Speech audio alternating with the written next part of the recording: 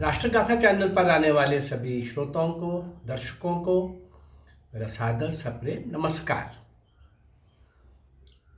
1757 से 1947 लगभग 190 वर्ष का कालखंड, जिसमें वो क्रांतिवीर वीरांगनाएं, नायक नायिकाएं जिन्होंने सशस्त्र चुनौती दी किसको? उस ब्रिटिश सरकार को जिसका आधे से ज़्यादा दुनिया में सूरज नहीं डूबता था। कहीं ना कहीं उनका शासन था, प्रशासन था। यहाँ भी वो बहुत अत्याचार ढा रहे थे, शोषण कर रहे थे। अपने ही देश के गद्दारों के कारण वो आगे बढ़ते जा रहे थे। लेकिन कुछ भारत माँ के सपूत सपुत्रियाँ वो संकल्प ले रही थी कि भारत माँ के पवित्र शरीर पर विदेशियों को, फिरंगियों को, विधर्मियों को पाँव नहीं रखने देंगे। हाँ, उस कालखंड के उन क्रांतिवीरों को, जिनको मैं आपके सामने 607-8 वीडियोस में लगभग 1500 से ऊपर क्रांतिकारी ला चुका हूँ। ये कौन? 99% वो नाम है जिनको कोई नहीं जानता। और हमें बताया गया आज़ादी किसने लेके दी, और ये जो लोग कुर्बान हो रहे थे, बलिदान हो रहे थे, इनका कहीं नाम नहीं। बाकी बातें बात में करेंगे। पहले चलते हैं इसी चैनल के उस मूल उद्देश्य की ओर, उसी श्रृंखला को, उसी पंक्ति को और बड़ा करने के लिए, जो इतिहास में कहीं नहीं ढूंढने पर भी मिल पाए। इतिहास बनाया ही नहीं गया उनका, उनकी शौर्य और वीरता के स्वर्णिम पृष्ठ कहीं लिखे ही नहीं गए। चलिए, मैं 1500 से ऊपर लगभग क्रांतिकारी इस कालखंड के आपके सामने ला चुका हूँ। आज भी जो 5-6 इंसिडेंट्स मैं आपके सामने लाऊंगा, उसमें भी 10-12 क्रांतिकारी, 15 क्रांतिकारी दिखेंगे आपको, जो भारत माँ की स्वतंत्रता के लिए उस यज्ञ में अपने आप को आहूत कर रहे थे। चलिए, हाँ, वो कौन? हुतात्माएं, शांत मौन तपस्वी, वो लोग कौन थे जो भरी जवानी में और जवानी से पूर्व भी और जवानी से आगे भी ऐसे हर आयु वर्ग के लोग बलिदान हो रहे थे भारत माँ की स्वतंत्रता के लिए। चटगांव शस्त्रागार कांड के कुछ शेष बचे हुए क्रांतिकारी। चटगांव शस्त्रागार के लिए बहुत सारे एपिसोड मैं आपको दे चुका हूँ। उसको लूटने के लिए मास्टर सूर्य सेन और कितने लोगों ने क्या क्या प्रयास किए। आज उसका इतना ही रेफरेंस है कि उस कांड में जो पकड़े नहीं गए थे, कुछ शेष बचे हुए क्रांतिकारी चटगांव के निकट ही गोदिरा नामक गांव में श्री पूरन चंद्र तालुकदार के मकान में प्रश्रय लिए हुए थे। पुलिस को उनकी उपस्थिति का समाचार मिल गया। हाँ, और मकान को घेरने का प्रबंध कर लिया गया पुलिस द्वारा। पुलिस को जब ये सूचना मिली थी कि उस मकान में ऐसे कुछ लोग हैं, तो उस मकान को घेरने के लिए और उसमें जो लोग छिपे हुए हैं, उन छिपे हुए लोगों में, छिपे हुए क्रांतिकारियों में श्री तारकेश्वर दस्तीदार भी हैं। उस समय के बहुत कमाल के क्रांतिकारी।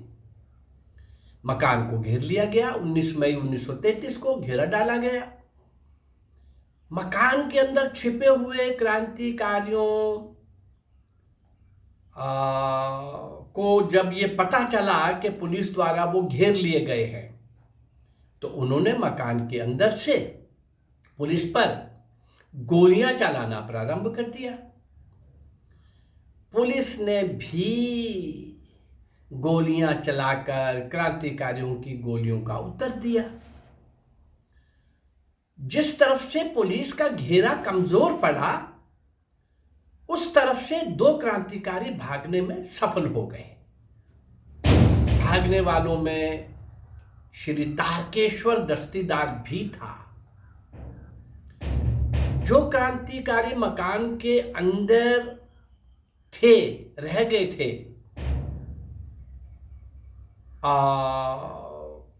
पुलिस ने उन पर गोलियां बराबर चलानी जारी रखी थी। कुछ देर पश्चात उनकी गोलियां समाप्त हो गईं क्रांतिकारियों की। पुलिस ने मकान के अंदर प्रवेश किया और 4 क्रांतिकारियों को गिरफ्तार कर लिया था। गोलियां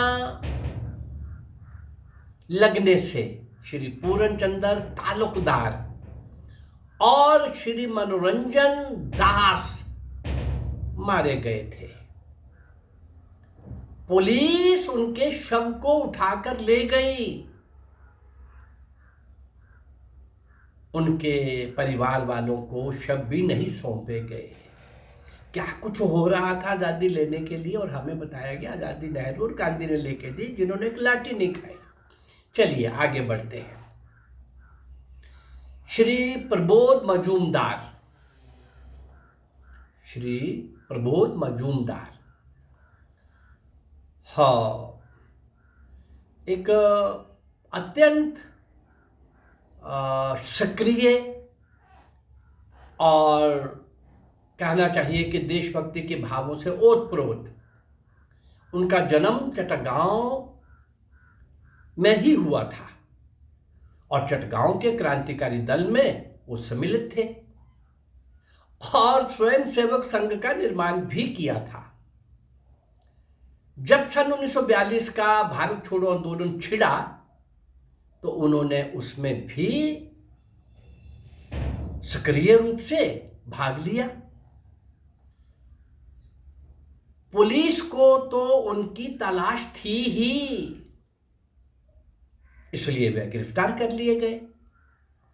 ढाका जेल में सन 1943 में घोर यातनाओं के कारण वहीं उनकी मृत्यु हो गई। एक और बलिदान देश की आजादी के लिए, कहीं नाम नहीं।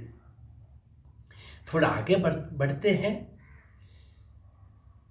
कुमारी प्रभावती एक डॉक्टर पिता की डॉक्टर पुत्री थी। उसके पिता डॉक्टर मनीलाल गुजरात के सूरत नगर के प्रसिद्ध डॉक्टर थे। प्रभावती की ख्याति भी नगर में फैल गई थी, एक अच्छे डॉक्टर के नाते भी। अपने राजनीतिक मरीजों की कहानियां सुनते सुनते उसके मन में भी राजनीतिक प्रांगण में कूद पड़ने की इच्छा पैदा हुई और जब भारत छोड़ो आंदोलन छिड़ा तो उसमें कूद ही पड़ी। उसने स्वयं को केवल जुलूस और नारेबाजी तक सीमित नहीं रखा भाई, उसे तोड़ फोड़ में भाग लेने में विशेष रुचि थी। हाँ, जब पुलिस ने उसे गिरफ्तार कर लिया तो गिरफ्तार करके जेल में डाल दिया। जेल में कुमारी प्रभावती को घोर कष्ट यातनाएं दी गई और बीमार हो जाने पर भी उसके उपचार की समुचित व्यवस्था नहीं की गई। डॉक्टर पिता, खुद डॉक्टर, लेकिन पुलिस ने किसी अच्छे डॉक्टर को वहां जाने नहीं दिया, बताया ही नहीं कि वो बहुत बीमार हो गई है। उसे केवल तभी जेल से छोड़ा गया जब उसके बचने की कोई आशा नहीं बची थी। जेल से मुक्त होने पर शीघ्र ही उसकी मृत्यु हो गई। एक और बलिदान, डॉक्टर लड़की प्रभावती, डॉक्टर प्रभावती, कुमारी प्रभावती, क्या कमी थी उसके अंदर? कोई अभाव था किसी चीज का? सब कुछ बहुत बढ़िया होते हुए भी, लेकिन भारत माँ की स्वतंत्रता की बेड़ियां काटने के लिए मुझे खुद कट जाना पड़ा तो कट जाऊंगी। संघर्ष करती हुई जेल में उनके अत्याचारों को सहन करती हुई दम तोड़ गई कुमारी प्रभावती। थोड़ा और आगे बढ़े तो मिदनापुर जिले के महिषादल पुलिस स्टेशन पर आंदोलनकारियों की एक भारी भीड़ ने हमला कर दिया। हमला करने वाले दल में महिलाएं भी थीं। पुलिस ने आत्मरक्षा में गोलियां चलाई। कई व्यक्ति मारे गए, जिसमें प्रसन्न कुमार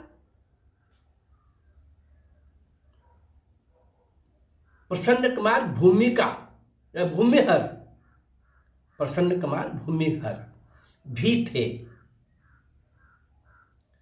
ये आक्रमण 29 सितंबर 1942 को किया गया था, एक भारी भीड़ द्वारा, जिसमें महिलाएं भी थीं। श्री प्रसन्न कुमार का जन्म सन 1928 में पश्चिमी बंगाल के मिदनापुर जिले के राजारामपुर ग्राम में हुआ था। हाँ, एक एक करके एक एक घटना में 2-2, 3-3 लोग कुर्बान हो रहे हैं। आगे बढ़े तो एक छोटा सा एक और जानकारी। श्री प्रहलाद सिंह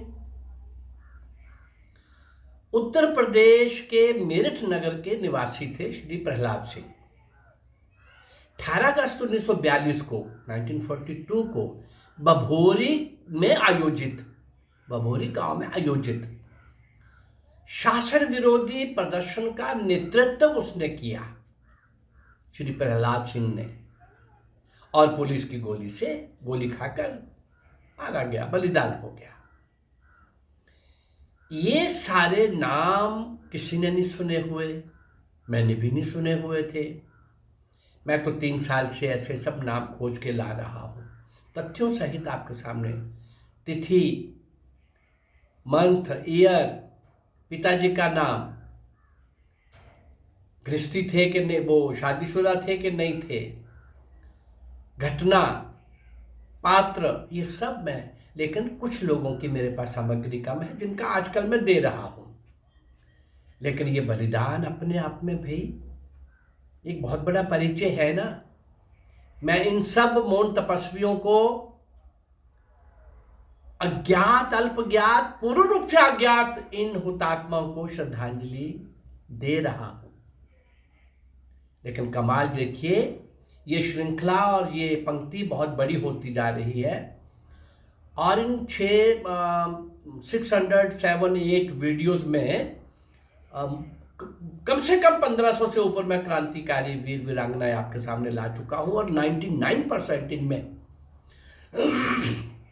अज्ञात, अल्पज्ञात, पूर्ण रूप से अज्ञात ऐसे असंख्य क्रांति वीर वीरांगनाओं ने देश के लिए, देश की आजादी के लिए अपने आप को आहूत कर दिया। स्वतंत्रता रूपी महायज्ञ में पूरी तरह से सर्वस्व निशावर कर दिया।